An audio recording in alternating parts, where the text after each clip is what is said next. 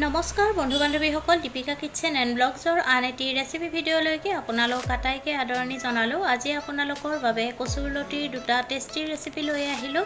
আশা কৰো আপোনালোকে ৰেচিপি দুটা চাই ভাল পাব আৰু যদি ভাল পায় তেতিয়া হলে ভিডিওটো লাইক কমেন্ট শেয়াৰ আৰু চেনেলটো সাবস্ক্ৰাইব কৰি কাষত থকা বেল আইকনটো প্ৰেছ কৰি অন কৰি ৰাখিব। তেতিয়াহে মোৰ আহিবলগীয়া ভিডিওৰ নটিফিকেশনবোৰ আপোনালোকে সৰ্বপ্ৰথমে পাব।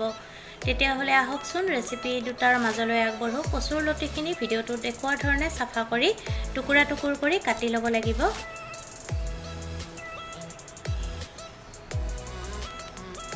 এতিয়া কেৰাহী এটা গৰম কৰি লব আৰু গৰম হলে তাত পানী দি দিব আৰু পানীখিনি ভালকৈ গৰম হলে কচুৰ লতি আৰু নিমখখিনি দি অলপ সিজাই লব লাগিব।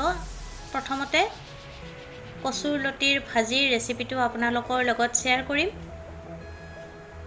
কচুখিনি 2-3 মিনিট সিজাই লোৱাৰ পিছত গেছৰ জুই নুমাই থব আৰু কচুৰ লতিখিনি পানীৰ পৰা উঠাই লব লাগিব। পেন এখন গৰম কৰি লব আৰু গৰম হলে তাত সৰিয়হৰ তেল দি দিব আৰু তেলখিনি ভালকৈ গৰম হলে শুকান জলকীয়া, পাঁচফোৰণ, মিহিকৈ কটা পিয়াজ আৰু কাটি লোৱা ঔটেঙা এফাল দি দিব। সোৱাদমতে নিমখ, হালধি গুড়ি দি 2-3 মিনিট সময় ঔটেঙাখিনি ভাজি লব লাগিব।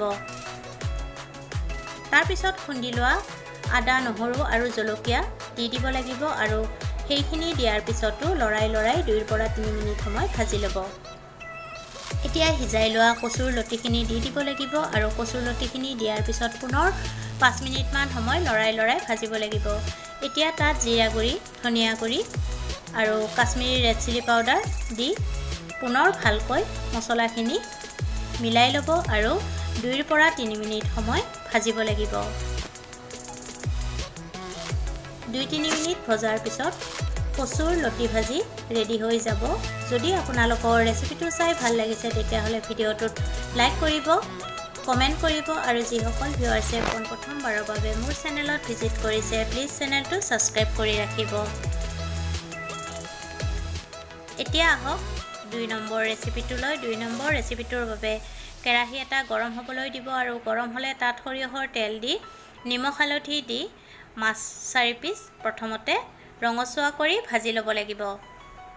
মাছ কেই পিচ ভজা হৈছে পুনৰ কেৰাহীটোত সৰিয়হৰ তেল দি দিব আৰু তেলখিনি ভালকৈ গৰম হলে শুকান জলকীয়া 2টা দি দিব আৰু পাঁচফোৰণ আধা চামুচ দি সাফা কৰি লোৱা কচুৰ লতিখিনি দি দিব লাগিব আৰু 2 মিনিট সময় ভাজিব লাগিব। এতিয়া তাত তেতেলীৰ ৰস অলপমান দি দিব লাগিব।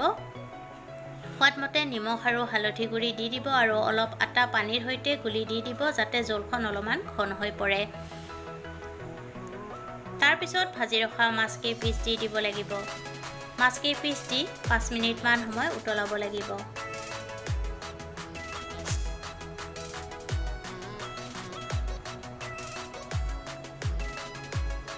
ভালকৈ উতলি জলখন যেতিয়া ঘন হৈ আহিব তেতিয়া গেছৰ জুই নুমাই থব। এয়া 2 নম্বৰ ৰেচিপি ৰেডি হৈ গ'ল। যদি ৰেচিপি দুটা ভাল লাগিছে ভিডিওটোত লাইক, কমেন্ট, শেয়াৰ আৰু সাবস্ক্ৰাইব কৰি ল'ব। আজিলৈ আহিলো, ধন্যবাদ।